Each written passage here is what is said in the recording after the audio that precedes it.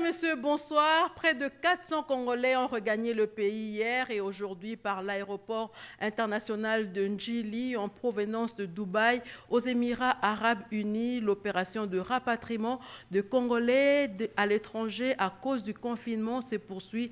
Plusieurs dizaines sont arrivés encore ce soir en provenance de Dubaï.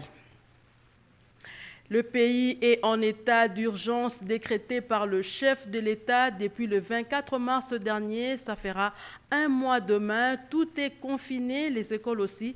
Le ministre de l'Enseignement primaire, secondaire et technique a échangé avec le docteur Mouyembe, coordonnateur de la riposte contre la pandémie à coronavirus, sur une possibilité de la reprise progressive de cours à travers le pays. Le Sénat et à l'Assemblée nationale ont tenu leur plénière en format réduit en cette période d'urgence sanitaire. Députés et sénateurs ont chacun dans leur chambre voté la loi portant prorogation de l'état d'urgence sanitaire pour une durée de 14 jours. Cette loi n'attend que sa promulgation par le chef de l'État, le président de la République, Félix Antoine Tshisekedi Tshilombo. Voilà pour les titres, Madame, Messieurs, de partout où vous nous suivez. Merci de nous choisir pour vous informer et bienvenue aux 20h. La loi portant prorogation de l'état d'urgence sanitaire pour une durée de 15 jours, votée à l'Assemblée nationale, la Chambre basse du Parlement a tenu sa plénière en format réduit. 67 députés au total. Ils étaient sous la direction de Janine Mabunda Lioko, présidente de l'Assemblée nationale. On fait le point avec Sylvie Moimbogi Kitoko et Bernard Bodo. Au terme d'une plénière tenue dans un format non habituel, mais dicté par les impératifs d'ordre sanitaire, l'Assemblée nationale a joué sa partition dans le cadre de l'autorisation de la prolongation de l'état d'urgence en cours depuis le 24 mars 2020. Il est tout aussi important de rappeler que le Covid-19 n'a pas fait disparaître d'un trait les problèmes nationaux récurrents auxquels notre pays, dans certaines parties de son territoire, fait face. Notre attention particulière est tournée vers les populations de Songololo au Congo central ou encore celles d'Ouvira, qui, elles, ont été victimes de catastrophes naturelles. Les provinces de l'Ituri, du Nord Kivu, du Haut-Katanga restent encore en proie à des crises sécuritaires de degrés divers. Nous voulons leur dire ici, au nom de l'Assemblée nationale et de mes estimés collègues, que nous ne les oublions pas. Sous la conduite de la présidente Janine Mabunda Lioko, les travaux ont eu pour toile de fond la proposition de loi de l'honorable Mbosoko Diapwanga portant sur la prorogation de l'état d'urgence. Ces textes de loi comportent 3 articles en plus de l'exposé des motifs. Des 67 votants, le texte a recueilli 64 voix favorables, 1 contre et 2 abstentions. En conséquence, l'Assemblée nationale adopte la proposition de loi autorisant la prorogation de l'état d'urgence sanitaire tel que proclamé. Je voudrais rassurer aussi par rapport à notre obligation de représentativité parlementaire que pour les prochaines plénières, nous puissions agir par le système de téléplénière ou de téléconférence, de manière à ce qu'un nombre compatible avec les exigences du comité de riposte de lutte Covid soit ici, environ 60, mais que les autres puissent participer au travers donc de systèmes technologiques. Et c'est dans ce sens-là que nous avons fait distribuer graduellement à chaque député un système modem. Au-delà de quelques divergences mineures apparues dans l'interprétation de la Constitution, l'intérêt supérieur de la nation a fini par prévaloir quant à la nécessité de soustraire le peuple congolais aux méfaits et ravages de la pandémie du Covid-19. La Chambre haute du Parlement vient elle aussi de voter la proposition de loi portant autorisation de prorogation de l'ordonnance proclamant l'état d'urgence sanitaire sur toute l'étendue du territoire national. Eugénie Dada-Chabani, Henri Amouri, Jérémy Kiawete et Christian Tako ont signé ce reportage. Après l'Assemblée nationale, le Sénat vient à son tour de voter à l'unanimité la proposition de loi portant autorisation des prorogations de l'état d'urgence sanitaire sur toute l'étendue de la République. Voici le résultat du vote. Sur 109 membres qui composent le Sénat, 104 membres ont pris part au vote. 104 membres ont voté oui. Aucun membre n'a voté non. Aucun membre n'a voté abstention. En conséquence, le Sénat a voté la proposition de loi portant autorisation de prorogation de l'état d'urgence sanitaire proclamée par l'ordonnance numéro 20/014 du 24 mars 2020. Mes sincères félicitations. Ces votes ouvrent la voie à la promulgation de cette loi par le chef de l'État, Félix Antoine Tshisekedi Tshilombo, une loi qui sera un soubassement juridique de la prorogation de l'état d'urgence sanitaire qui s'avère une arme efficace de prévention de Covid-19, une pandémie qui frappe de plein fouet la République démocratique du Congo, faisant actuellement 377 victimes. La ville-province Kinshasa, la capitale, demeure l'épicentre de cette maladie mortelle. Contrairement aux sessions précédentes, cette plénière a connu la participation d'un nombre réduit de sénateurs qui ont reçu la procuration pour voter pour leurs collègues absents dans la salle. C'était pour les sénateurs le respect strict de l'application d'une des mesures barrières de Covid-19, à savoir le respect de la distanciation sociale. Même les membres du bureau ont aussi respecté cette mesure. Pour permettre aux sénateurs de s'imprégner de la motivation de cette proposition de loi, le rapporteur du Sénat, professeur Kaumba, a fait l'économie de l'ordonnance présidentielle portant l'état d'urgence sanitaire et le rapport du secrétariat technique de la riposte contre le Covid-19 piloté par le professeur Mouyembe. À l'entrée de la salle, tous les sénateurs étaient soumis au lavage des mains et également à la prise de température. Auparavant, une minute de silence a été observée pour toutes les victimes des catastrophes naturelles et de Covid-19. Depuis le début de l'épidémie déclarée le 10 mars jusqu'au 22 avril, la situation épidémiologique de la pandémie à coronavirus, le cumul est de 377 cas confirmés, 25 décès, 47 personnes guéries, 156 cas suspects en cours d'investigation. Il est à noter que depuis 6 jours, la RDC n'a enregistré aucun décès dû à la pandémie à coronavirus. L'opération de rapatriement de Congolais bloqués à l'étranger à cause du confinement se poursuit. Je l'ai dit en ouverture de ce journal. Un autre groupe est arrivé hier à Kinshasa en provenance de Dubaï aux Émirats arabes unis. 3 membres du gouvernement à la tête, la ministre d'État aux Affaires étrangères, ont assisté à leur arrivée avant qu'ils ne soient tous mis à quarantaine. Getty Omatoko. 165 Congolais en confinement à Dubaï regagnent Kinshasa ce 22 avril 2020. 165 Congolais, en majorité des femmes en situation de confinement à Dubaï aux Émirats arabes unis, ont regagné Kinshasa à bord d'un Airbus A321 de la compagnie Air Arabia, affrété par le gouvernement. Ils ont été accueillis à la descente d'avion à l'aéroport international de Njili par la ministre d'État, ministre des Affaires étrangères, Marie Toumbanzeza, et le ministre de la Santé et Teddy Longondo, ainsi que par le vice-ministre des Affaires étrangères, Raymond Tchedia Pataï. Et ceux qui présentent cette température supérieure à la normale seront amenés directement au 5 containers pour des investigations appropriées. Les autres qui sont là, tout le monde sera amené dans des hôtels ici de la place pour y rester pendant 14 jours. Et ils vont chacun subir 2 tests. Dans son mot des circonstances, Marie Toumbanzeza a exprimé un sentiment de satisfaction de voir les Congolais rentrer chez eux dans la joie. Le gouvernement de la République a fait son travail. Nous avons travaillé tout le temps. Et voilà, le premier grand résultat est là. Parce que ceux qui sont arrivés aujourd'hui, ce n'est que la moitié. Une autre partie de Dubaï, tout au moins, va arriver demain. Donc c'est vraiment beaucoup de joie. Nous sommes nous-mêmes, c'est comme si c'était nous-mêmes qui revenions au pays. Et de voir que, je voudrais ici dire quelque chose que nous n'avons pas conscience. Tous ceux qui arrivent là sont très contents d'arriver chez eux. Ça montre que le Congolais n'a pas besoin d'aller à l'étranger. C'est contraint et forcé qu'il se sent obligé d'y aller, mais sinon il est content et heureux de vivre chez lui. Ils ont déjà été pris en charge par le comité de riposte contre le Covid-19.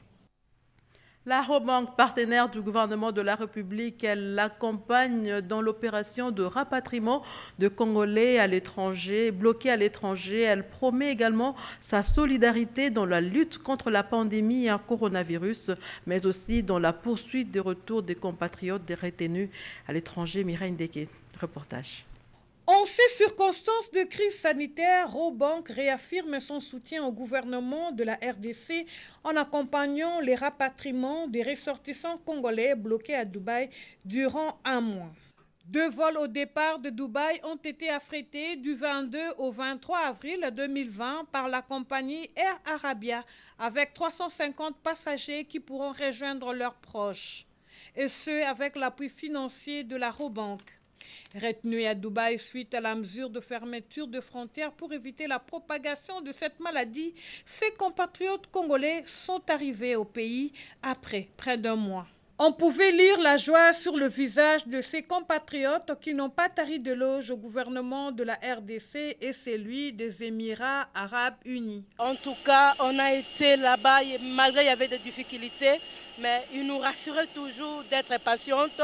Et avec ce que le gouvernement est en train de faire, de collaborer avec les Émirats, on a toujours une solution. Nous voici là arrivés aujourd'hui. Notre président, Félix-Antoine Tshisekedi Tshilombo, a eu pitié de nous. Nous étions en quarantaine, en difficulté à Dubaï. Il est venu à notre secours. Tout s'est bien passé. Merci à toutes les autorités du pays. Que Dieu bénisse notre président Félix-Antoine Tshisekedi. On est rentré chez nous, nous sommes tous contents. À travers cette action, la Robank réitère sa solidarité à l'égard de la population et s'est dit honorée pour son implication. La Robank s'engage également à poursuivre cette action en partenariat avec le gouvernement de la République pour d'autres compatriotes bloqués ailleurs, notamment en Afrique du Sud, en Turquie et à Cotonou. Et puis cette bonne nouvelle, le Fonds monétaire international vient de décider l'octroi de 365 millions de dollars américains à la République démocratique du Congo pour lutter contre le Covid-19. Ce fonds était initialement un appui à la balance des paiements pour augmenter les réserves de change. C'est donc aujourd'hui un appui budgétaire. La République démocratique du Congo fait face aussi à 2 autres épidémies dangereuses, notamment Ebola et le choléra. Cette institution de Bretton Woods reporte les paiements du service de la dette pour une période de 6 mois. Celui-ci peut être prorogé à 2 ans au cas où les conséquences du coronavirus sur l'économie se maintenaient. Notre consoeur Sévérine Katandaï reviendra avec beaucoup plus de détails au cours de nos prochaines éditions. Le ministre d'État, ministre l'enseignement primaire, secondaire et technique et le secrétaire de la riposte Covid-19 en RDC étudient les possibilités d'une reprise progressive des élèves à l'école, la problématique évoquée autour d'une table entre les 2 parties à l'INRB. Yvette Makuntima, Anastasie Doumbou-Bobetenga pour le reportage. Dans la recherche des possibilités d'une reprise progressive des cours pour les élèves, le ministre d'État, ministre de l'enseignement primaire, secondaire et technique, Willy Bakonga Willima, s'est fait accompagner du vice-ministre Didier Boudimbu, a échangé mercredi 22 avril 2020 avec les secrétaires techniques du comité multisectoriel de la riposte Covid-19 en République démocratique du Congo, le docteur Jean-Jacques Mouyembe Tanfoum, à l'Institut national des recherches biomédicales. D'une oreille attentive à ces plaidoyers du numéro 1 de l'EPST, le professeur Mouyembe rassure que le secrétariat technique de la riposte contre le Covid-19 se réunira autour de la question. L'entretien portait sur l'éventualité de la reprise de cours pour nos enfants de l'école primaire, secondaire et technique. malgré donc la situation que nous connaissons, est-ce qu'on peut envisager l'éventualité de reprise de cours? Nous avons dit ceci, que nous allons examiner la question sur base de tous les arguments que Son Excellence a exposés, et nous ferons donc des recommandations lors de notre réunion régulière de demain. Donc la réunion du secrétariat technique qui va se tenir demain, nous allons donc étudier ce problème-là et répondre à la requête de Son Excellence. Déjà, 150 jours sur les 180 que doit compter au minimum une année scolaire sont consommés pour l'année scolaire 2019-2020, a fait savoir les ministres d'État Willy Bakonga Willima. Ne restait-il que 30 jours des cours alors que seules 5 des 26 provinces sont touchées par cette pandémie. En attendant, les avis et considérations qui sortiront des l'INRB, parents, élèves et enseignants s'impatientent. Le Lualaba met le bouchée double pour combattre la pandémie à coronavirus. Les équipes de riposte contre le Covid-19 viennent d'être déployées dans les 5 territoires que compte cette province. Richard Mouyège, gouverneur de province, a assisté à leur départ. Nadine Kilocho, Oscar Mbal.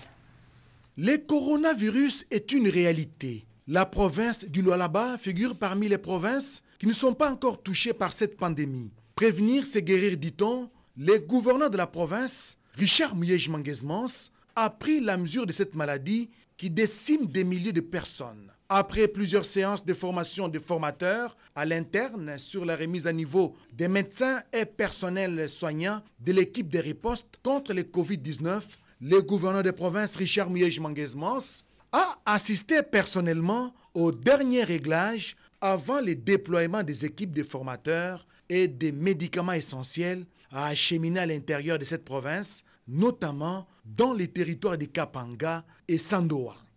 C'est le souci que nous partageons tous d'essayer de protéger nos communautés. Nous faisons ce que nous pouvons et nous continuons à lancer un appel pathétique à tous ceux qui peuvent nous aider davantage pour que cela profite à toutes nos communautés. Il est prévu que les équipements de protection, il est prévu que les documents qui serviront de support pour la sensibilisation aillent jusque dans les fins fonds de nos villages. À l'intérieur, nous allons utiliser des motos. Ici sont des avions et les trains. À partir des chefs-lieux de nos territoires, ce sont les motos, les véhicules, pour essayer d'atteindre le plus de gens possible. Nous faisons ce que nous pouvons et avec l'aide de Dieu, nous arriverons partout. Et le souci est que cette pandémie ne puisse pas éclater dans nos espaces comme on les voit ailleurs. Ces premières équipes constituaient des membres du gouvernement provincial. Dans la foulée, le ministre des Transports et Voies de Communication, Patrick André Kakwata, son collègue de la Santé, Jules Kabouit, celui des Finances, Achille Mouteteke, ainsi que plusieurs notables et députés provinciaux, se sont envolés les uns pour Sandoa et les autres pour les territoires de Kapanga afin d'outiller les personnels soignants ainsi que les équipes de sensibilisation. Tout à fait autre chose, les entreprises commises aux travaux de saut de mouton ont jusqu'au fin mai pour la fin de travaux. Le vice-premier ministre, ministre des Infrastructures, est strict quant à cette date. Willy Ngopos a fait la ronde des chantiers pour voir l'évolution de travaux érudits. Kitutu Zikianda, reportage.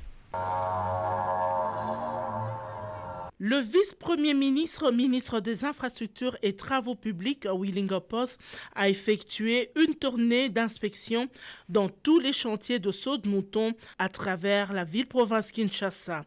À Pompage, Willy Ngopos a préféré inspecter la voie secondaire menant vers Don Bosco sur l'avenue de la Révolution pour voir comment réhabiliter ce tronçon ainsi que les 2 ponts reliant les quartiers environnants. Les instructions fermes ont été données au directeur général ad intérim de l'Office de voirie et drainage, Franck Kalumba, pour que les travaux soient lancés très rapidement afin qu'il n'y ait pas engorgement une fois que le saut de mouton sera opérationnel. À Sosimat, le vice-premier ministre a insisté sur le respect de l'acte d'engagement signé par le directeur général de Safricas de finir les travaux avant la fin du mois de mai. Prenant la parole, David Blattner, DG de Safricas, a sollicité un sursis de tout au plus 2 mois pour la remise définitive des travaux. Si un sursis sera accordé,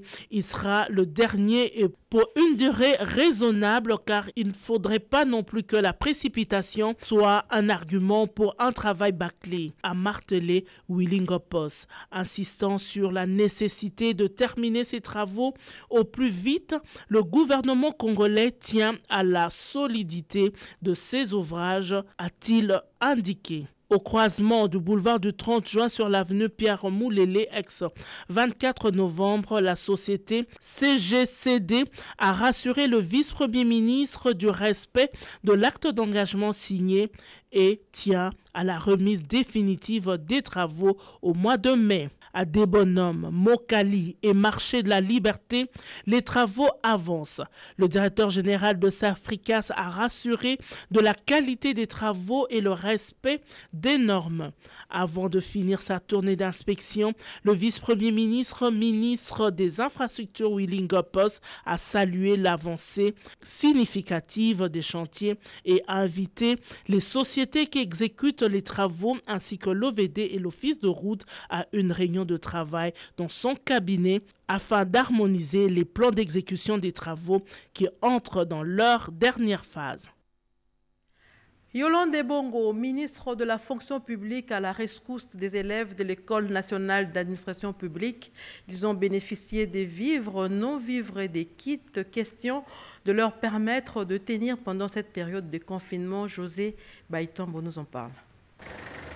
Très sensible aux cris de détresse lui lancés par les élèves de l'École nationale d'administration venus de toutes les provinces du pays et internés à l'INPES, Yolande Bongo Bosongo n'a pas un seul instant hésité de venir à la rescousse de ces jeunes qui passent de moments assez difficiles. Avec un cœur de mère, elle pose un acte de générosité à l'endroit de ces énarques en réponse à l'appel du chef de l'État, Félix Antoine Tshisekedi Tshilombo, de sacs de riz, sucre, farine, maïs, des bidons d'huile végétale, de boîtes de lait, sacs de braise, bref, de quoi tenir en ces temps de confinement. Je peux ne pas avoir tout ce dont vous avez besoin, mais le peu que j'ai, je me dis, je le partage avec vous, vous êtes mes enfants. Le contexte budgétaire est très difficile, vous le savez aussi, mais cela ne peut pas m'empêcher de continuer à poser quelques actes de mère envers ces enfants. De gestes salués par ses élèves de promotion, Fleuve Congo et Etienne Tshisekedi, qui n'ont pas tari de l'éloge à l'endroit de leur bienfaitrice. Ce signe,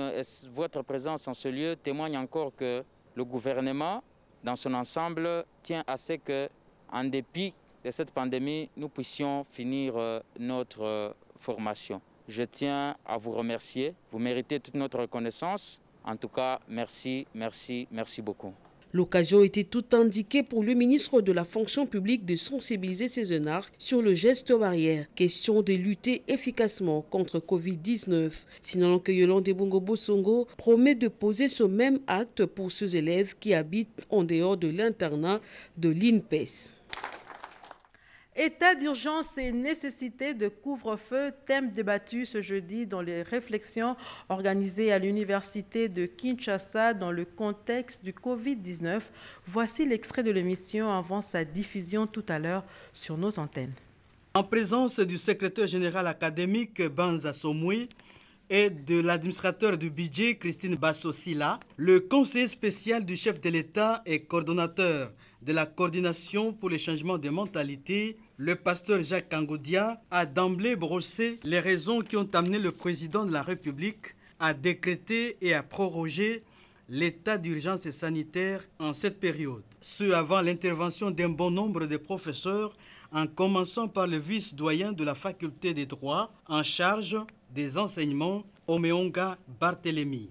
L'article 85 définit c'est quoi l'état d'urgence. Cet article qualifie l'état d'urgence de l'avènement d'un certain nombre de circonstances ou des facteurs qui menacent soit l'intégrité du territoire, l'indépendance de la République, le fonctionnement régulier des institutions, même la population. Le professeur Tchimpe, lui, a abordé le sujet sous un autre angle. Nous pouvons profiter de cet état d'urgence, de cette période, et que nous puissions renforcer notre leadership au niveau sous-régional, régional et mondial.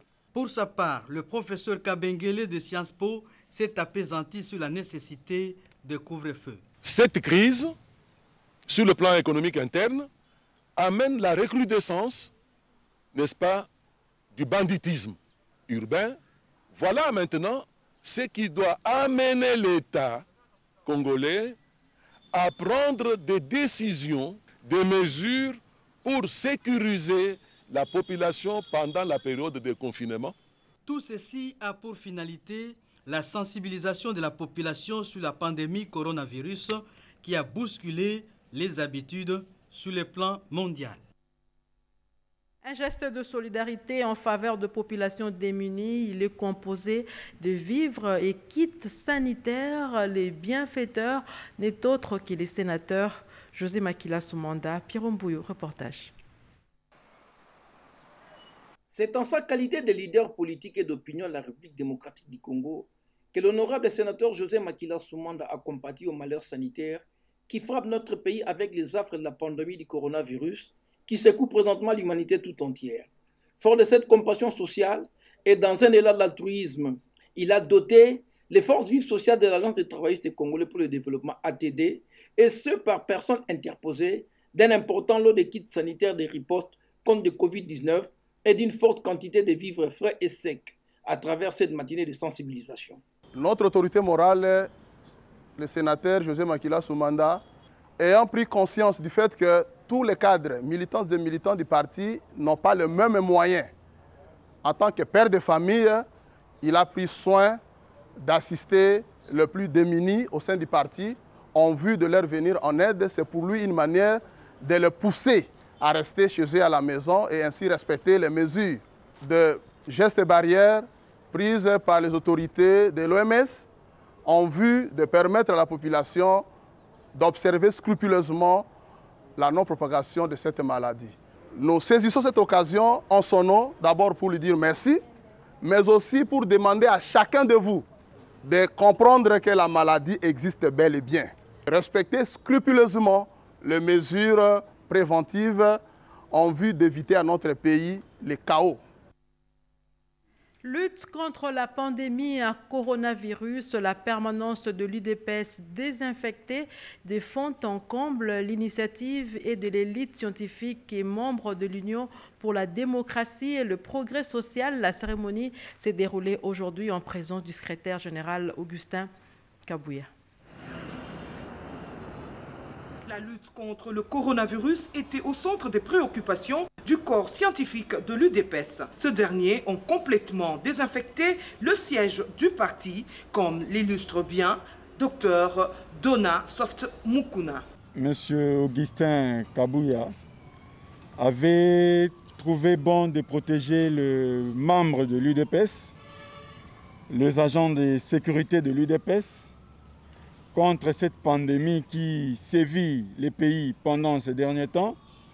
C'est comme ça qu'il nous avait contacté. Il a contacté l'équipe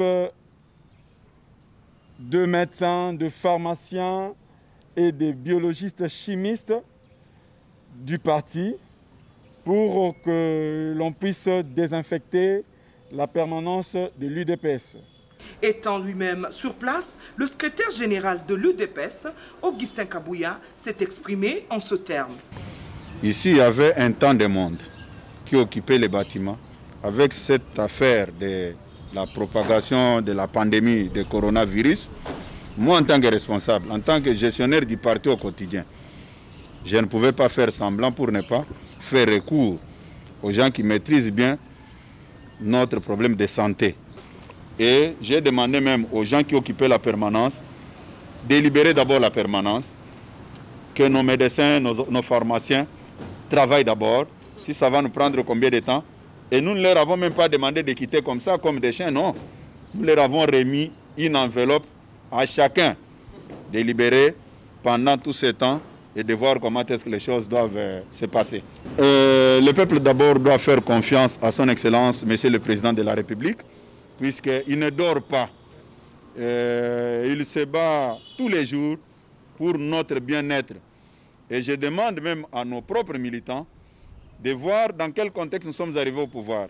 Arrivés au pouvoir, il y a Maître Ebola qui nous attendait aussi de l'autre côté. Il y avait la guerre de l'autre côté de Beni Butembo.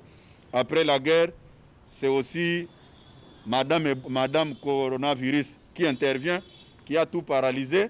Mais avec l'aide du Seigneur, le chef de l'État va atteindre ses objectifs. Je demande aux uns aux autres de profiter de cette occasion, de taire leurs divergences, de regarder d'abord toutes les zones de turbulence que notre joker, notre candidat que nous avons présenté à l'opinion pour diriger ce pays est en train de traverser. Il est à noter que les produits utilisés pour la désinfection totale de la permanence de l'UDPS ont été fabriqués par l'élite scientifique du parti, composée des pharmaciens, des biologistes et de médecins chimistes, et selon les normes